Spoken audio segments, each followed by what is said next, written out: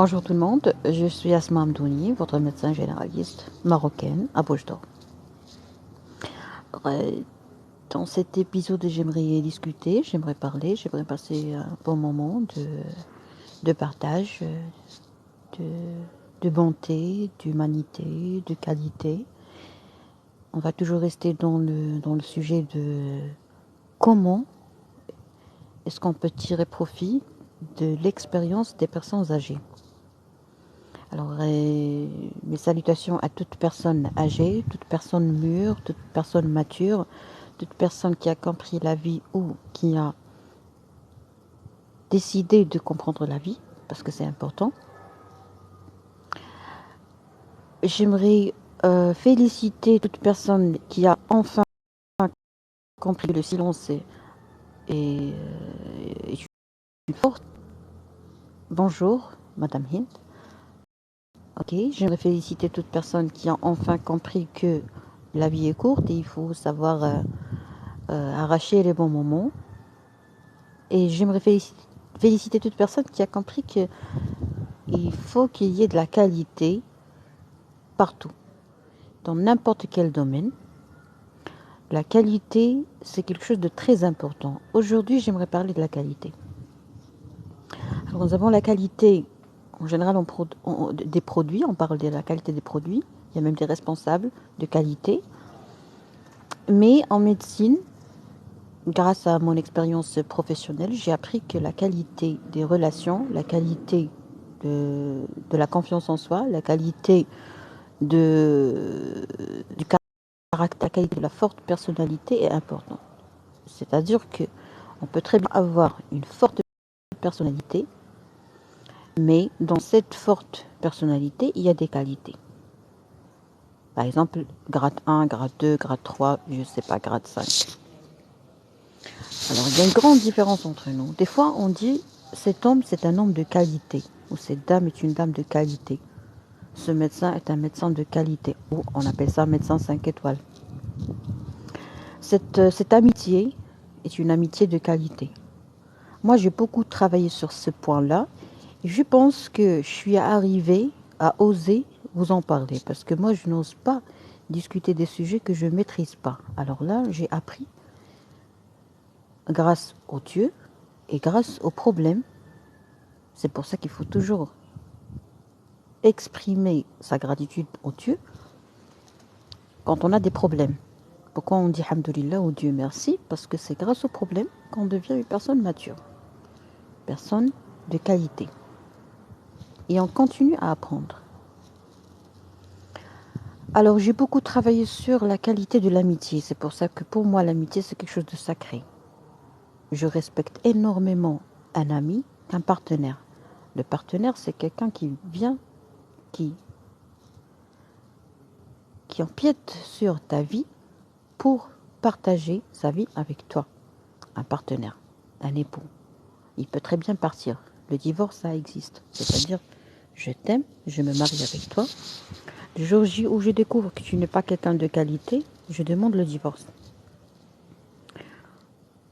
C'est quoi quelqu'un qui n'est pas de qualité? C'est quelqu'un qui ne veut pas résoudre les problèmes. Alors les problèmes, c'est une partie de la vie, il faut les traiter. Bien sûr, il faut les prévenir, mais on ne doit pas avoir peur des problèmes.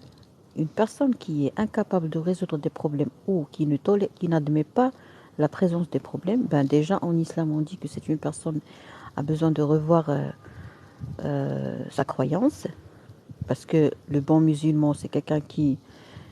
Est-ce que vous êtes divorcé? Monsieur Rachid, bonjour.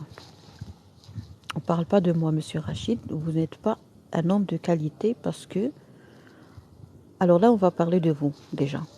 On va parler de l'homme de qualité. Permettez-moi juste de terminer mon intervention. Mais c'est bien de critiquer vos commentaires, comme ça vous allez comprendre avec des exemples, c'est comme si on fait des travaux pratiques, vous allez comprendre c'est quoi quelqu'un de qualité à partir de vos commentaires, ok? Donc un époux, on peut très bien le perdre. On peut très bien perdre un amoureux, un copain. Mais un ami de qualité, on ne le perd jamais. pense que depuis nos études primaires, il faut qu'il y ait une matière enseignée par des professionnels, une matière où on n'a pas un seul professeur ou un seul enseignant, c'est-à-dire une matière qui s'appelle le bien-être, là où il y aura un psychologue ou un psychiatre ou un pédopsychiatre, par exemple, qui va enseigner une partie.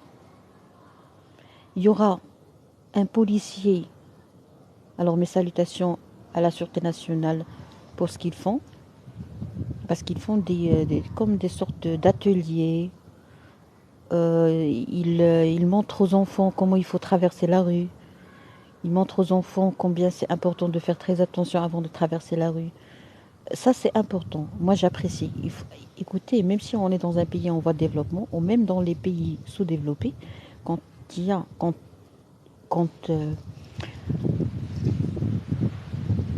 quand l'État fait un effort, il faut applaudir. Il faut apprendre à applaudir les choses qui vraiment doivent être félicitées. Ok? Alors la Sûreté nationale, quand elle fait des ateliers, moi j'ai participé à ça, et j'ai remarqué que vraiment le Maroc il fait un grand progrès dans ce domaine-là. Voilà ce qui me motive davantage et me pousse à faire de mon mieux pour essayer de participer à cette sensibilisation. Bien sûr, je ne suis pas un ange, je commets des erreurs. Par exemple, je faisais de la comédie musicale, ça ne marchait pas au Maroc. Et j'ai appris, c'est important, on apprend à partir de nos erreurs. Très bien. Alors, on parlait tout à l'heure de l'importance d'apprendre les valeurs à l'école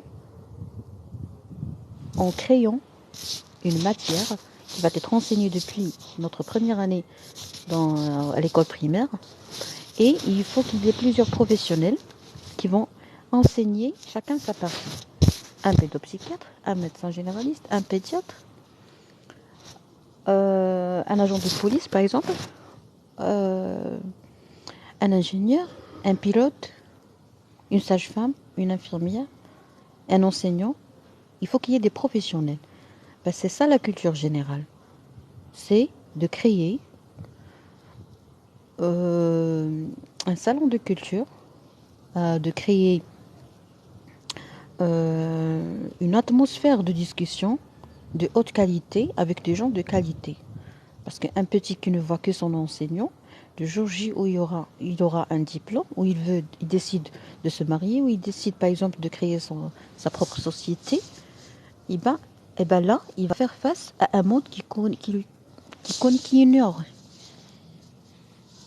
Il va découvrir qu'il est un sacré ignorant. C'est ça la culture générale.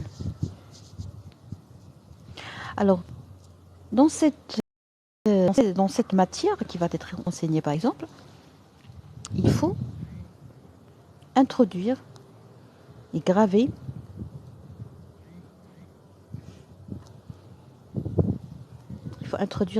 dans la tête des enfants ce qui est bon.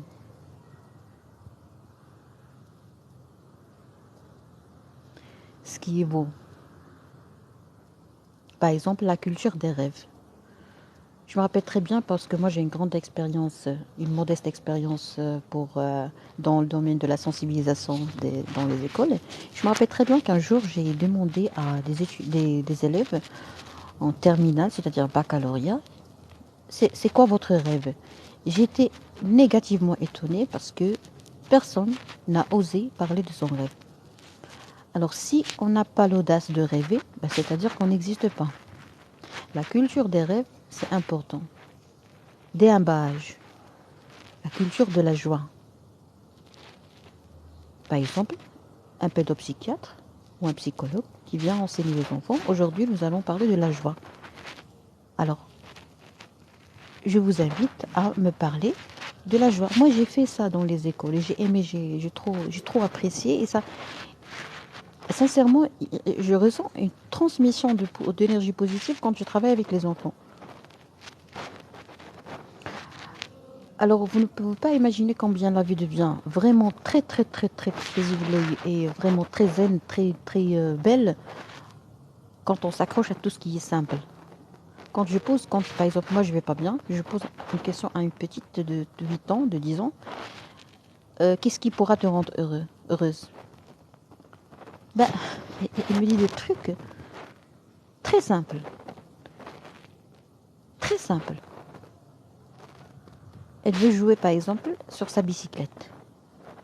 Elle veut avoir une bicyclette. Elle veut, par exemple, je sais pas, casser un œuf. Elle veut transvaser du thé. Elle n'a jamais fait ça. Vous voyez, elle veut par exemple dessiner. Elle veut avoir des crayons de couleur, de qualité. Alors, est-ce que vous pouvez imaginer qu'une petite boîte de crayons de couleur peut très bien rendre une petite fille heureuse? Moi, sincèrement, pendant une certaine période, j'avais une période de deuil, j'avais besoin de ça. Alors, j'ai travaillé sur moi pour faire comment extraire et faire sécréter des neurotransmetteurs de joie, de plaisir, dopamine, sérotonine, tout ce que vous voulez. Et j'avais l'habitude d'acheter. J'ai cherché d'abord, et j'ai bien cherché dans mon enfance, et je me suis dit, qu'est-ce qui pourrait rendre un enfant heureux? Eh ben, j'ai acheté j'avais l'habitude d'acheter vous connaissez les cahiers de coloriage? Alors, il y a des animaux, fourniture, les meubles, beaucoup de choses. Mais vraiment, c'est dans la simplicité où on trouve le bien-être et le bonheur. Voilà. Alors, la culture de la qualité. Il y a la culture de la joie, la culture des rêves, la culture de la qualité. Alors, pour rêver, il faut qu'il y ait des datas d'abord, des données. Si j'ai jamais vu la couleur rouge, si j'avais un problème, si j'ai jamais vu quelque chose, par exemple, je suis aveugle, je suis née avec un problème congénital, je sais pas, j'ai un problème, j'arrive pas à voir les couleurs, jamais je pourrais imaginer les couleurs. Sauf s'il y a quelque chose que je vois dans mes rêves, je sais pas, ok. Imaginons une personne qui n'a jamais vu la couleur rouge, si tu en parles, ben, sincèrement, en principe, il va pas comprendre de quoi s'agit-il, ok. Alors, pour qu'il y ait des rêves, il faut avoir vu, avoir connu des choses, au moins. Je vois quelque chose et je prends une décision. Par exemple, il faut préparer, dans les écoles, il faut préparer des excursions. Il faut appuyer, il faut bien insister et appuyer sur tout ce qui est parascolaire. C'est important pour créer des gens de bonne qualité, pour créer des gens tolérants, si vous voulez. Parce que moi, ça m'écoeure de voir des gens qui ont des diplômes, des bacs plus, je sais pas moi, et des postes ouf, et puis ils n'ont pas un sens d'humanité. Je comprends pas, j'apprécie pas. Des gens qui ont été robotisés, des gens qui ont été vraiment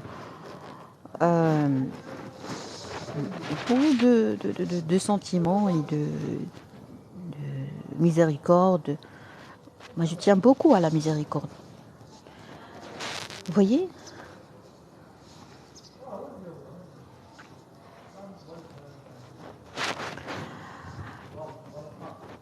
Alors, pour qu'il y ait une culture de rêve, il faut avoir une base, une fondation. Je ne peux pas rêver si j'ai pas une fondation. Moi, j'ai eu des rêves parce que j'ai une famille où tout le monde fait ce qu'il veut. Mashallah. Vous voyez? Donc, pour rêver, il faut avoir une liberté. Déjà. Pour rêver, il faut savoir que les rêves, c'est quelque chose de personnel. C'est-à-dire, je peux avoir un rêve qui ne ressemble à rien. Je peux rêver de réaliser des choses, de devenir quelqu'un qui n'a jamais existé. Vous voyez? Si votre rêve est copier-coller de quelque chose qui existe déjà, ben c'est-à-dire que vous faites du copier-coller. C'est pas une vie. Vous n'avez pas une vie si vous n'avez pas un rêve. Que vous le réaliserez ou pas, c'est pas ça la question. La question, c'est de se réveiller chaque jour, chaque matin, en ayant dans votre tête un rêve, une fin à atteindre.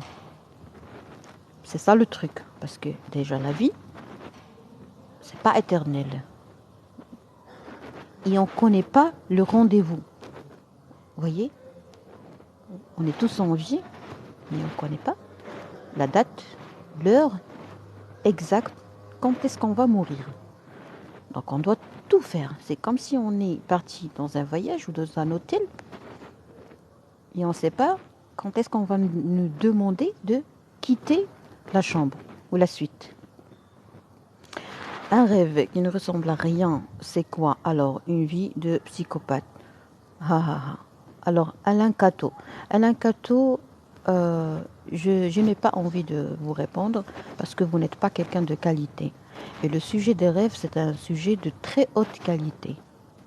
Vous n'avez pas les moyens et le niveau culturel, humanitaire, éducatif pour me comprendre.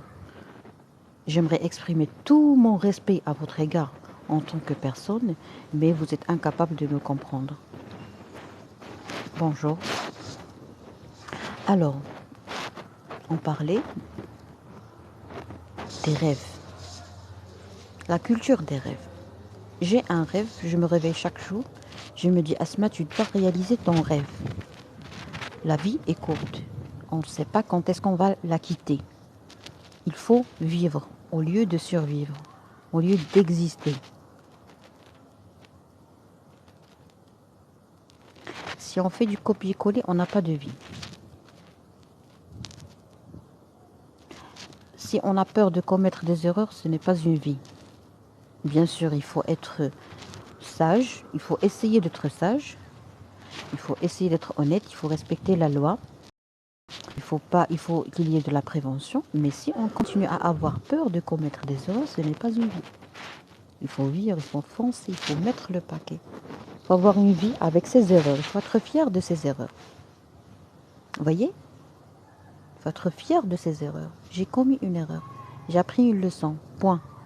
C'est terminé, j'ai tourné la page. Attention, je ne peux pas tourner toutes les pages. Il faut digérer ce qui est arrivé. Il faut digérer ce qui a eu lieu. Il faut comprendre, il faut mettre un diagnostic. Si on n'a pas mis un diagnostic, si on ne sait pas qu'est-ce qui s'est passé, si on n'a pas compris nos décisions, si on n'a pas pris les décisions sans être influencé par les autres, ben c'est-à-dire qu'on n'a pas une vie. S'il y a quelqu'un d'autre qui décide à ma place, ben c'est-à-dire que je n'ai pas de vie. J'ai sacrifié ma vie à une autre personne pour qu'elle décide à ma place. Mais ce qui est important, ce qu'on doit comprendre et savoir, c'est qu'on n'a pas la même façon de voir les choses, on n'a pas la même perception. Pour comprendre un rêve, il faut comprendre qu'on est différent. La perception, c'est quoi? On a vécu, par exemple dans une famille, on a vécu le même traumatisme, ou le même incident, ou la même catastrophe.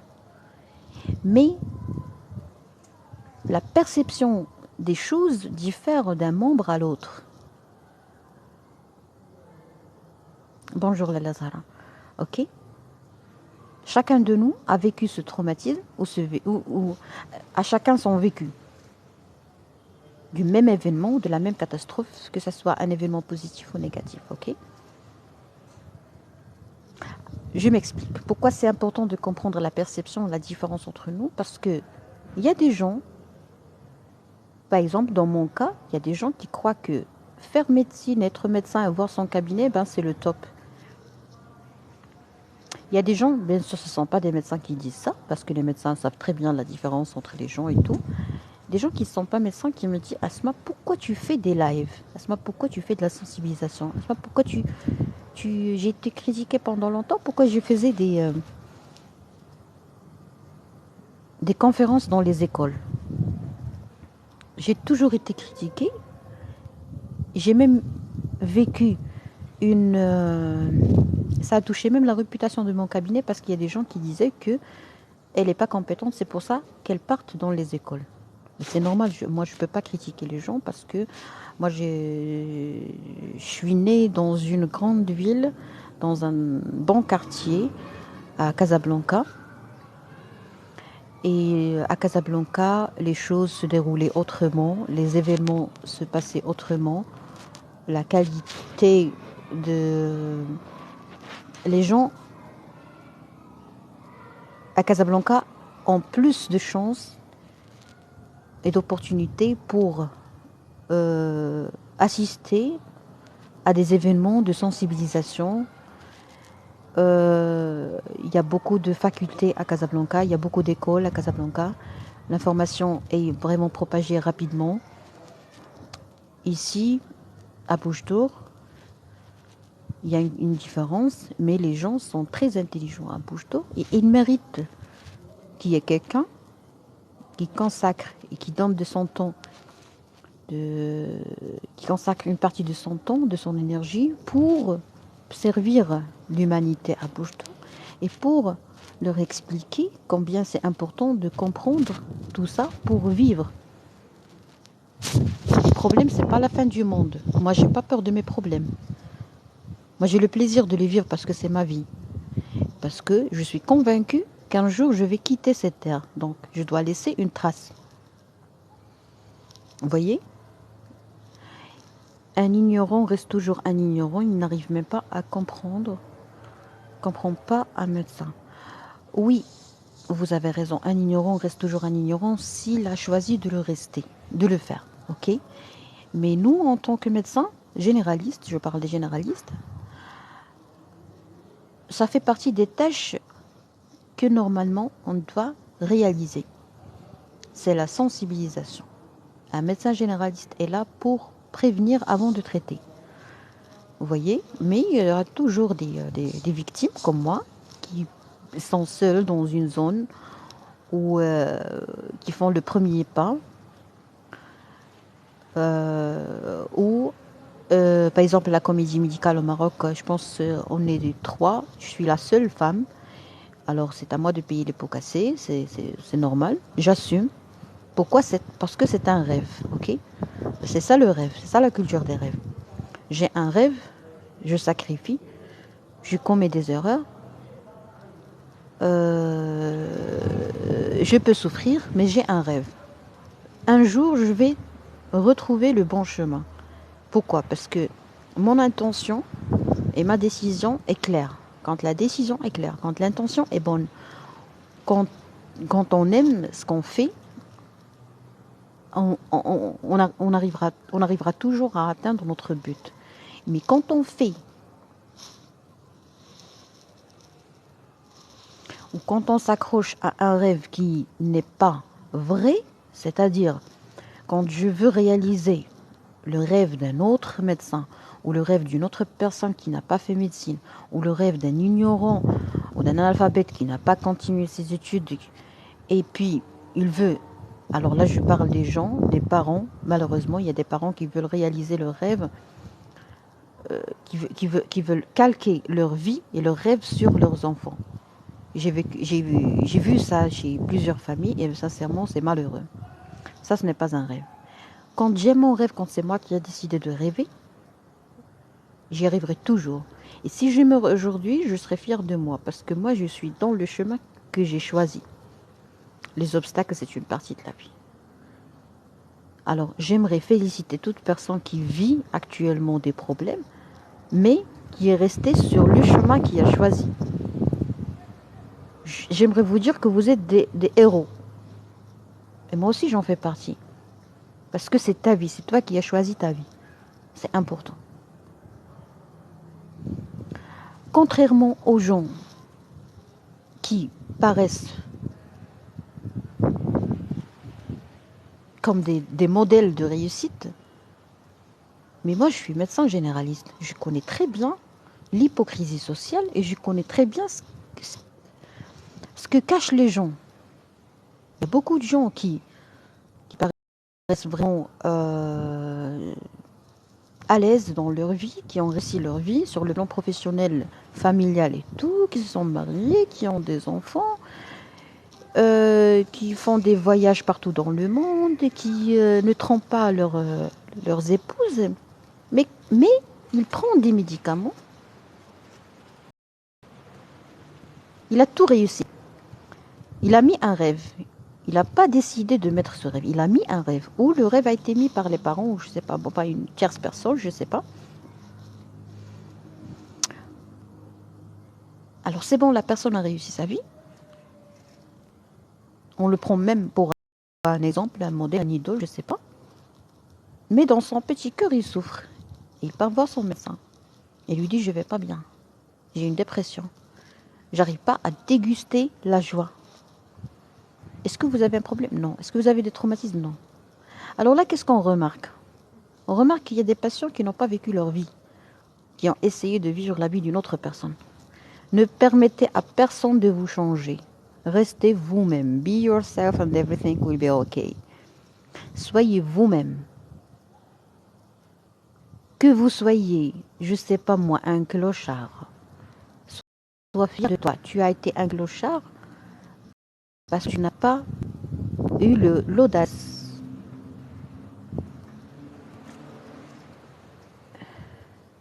Médecin généraliste, Madame Arwa. Si vous n'avez pas l'audace de décider ce que vous voulez faire de votre vie, si vous permettez à une autre personne de décider à votre place, votre vie vaut 0. Ok?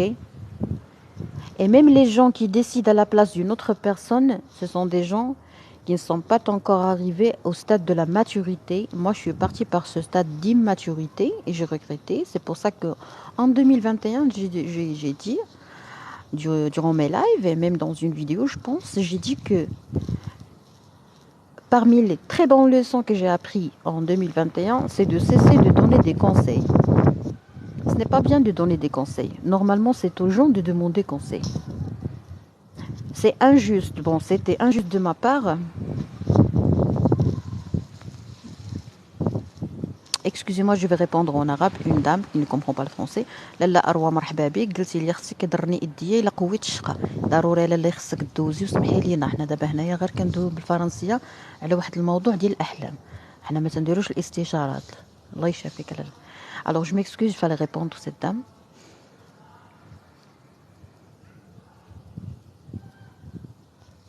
Alors il y a une dame qui s'appelle Manar, elle a dit Docteur Asma Sharki vlog, je comprends pas ce que vous dites madame. Je m'appelle pas Sharki, je suis Asma Hamdouni, je pense que vous êtes trompé de live, c'est pas grave. Très bien. Alors je vous ai dit que j'ai décidé en 2021 et j'ai appris une bonne leçon de morale. C'était de cesser de conseiller les gens. Je faisais même quelque chose de plus dangereux, c'est d'aider les gens. C'est affreux. Là, c'est affreux. C'est horrible. Je me rappelle très bien qu'un jour, j'ai décidé d'aider des gens à faire des mini-commerces. Ça n'a pas marché. Bonjour, l'Américain. Ça n'a pas marché. Imaginons une personne jeune qui est en état de besoin. Je lui donne de l'argent, je lui donne des idées, je lui prépare tout, je lui prépare même un catalogue, c'est-à-dire agenda avec qui elle peut travailler et tout. Elle n'a pas voulu travailler. C'était une erreur de ma part.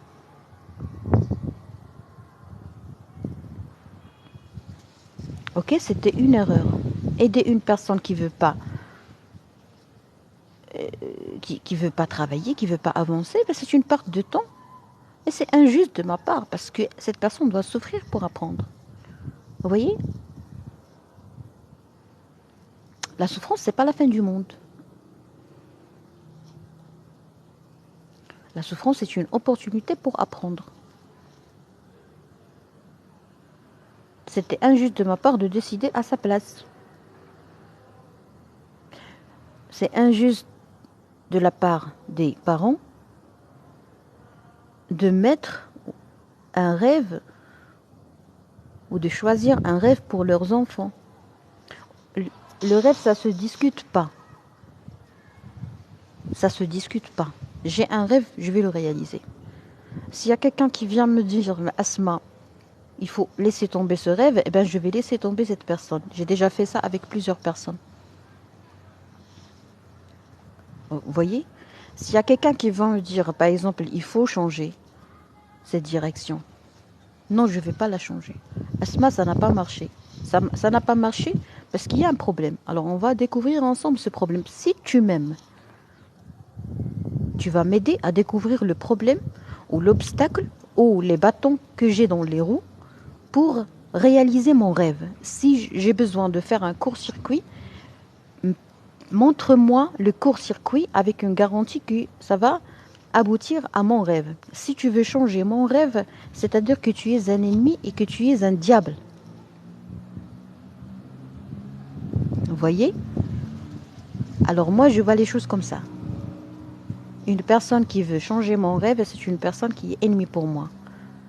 C'est une personne qui veut mettre fin à ma source d'oxygène.